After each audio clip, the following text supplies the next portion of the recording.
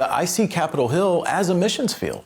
Brent Leatherwood says that despite polarized politics and gridlock in Washington, there's opportunity here for people of faith to influence policymakers and make a difference.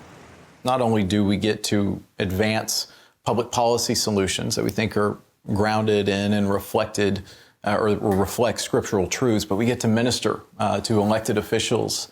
The Ethics and Religious Liberty Commission tackles some of the most contentious issues of the day.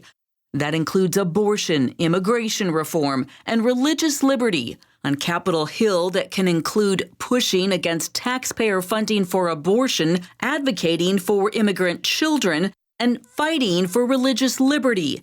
It is also monitoring 2 Supreme Court cases that could alter workplace religious freedom.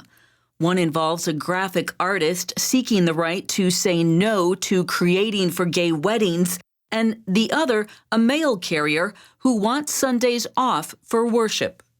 Religious accommodation, conscience accommodations, that's, I think, more and more going to be a part of our dialogue in the public square. At the same time, Leatherwood and other Baptist leaders are acutely aware of the convention's sex abuse crisis that surfaced in 2019. If we don't address it, if we don't make our churches safe for survivors and safe from abuse, it undermines our ability to be effective messengers of the gospel. Many survivors worked for years to get the denomination's attention.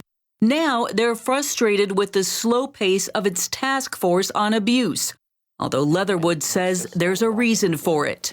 This isn't just a simple fix, and then we can say, okay, we're done. No, we're in this for the long haul, and we're going to take methodical, scriptural, guided steps to ensure that we get this right.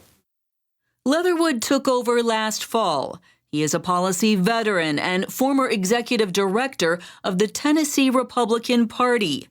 He maintains his group works both sides of the aisle, and in an era known for wide-sweeping political polarization and despair, he says believers can model a better way.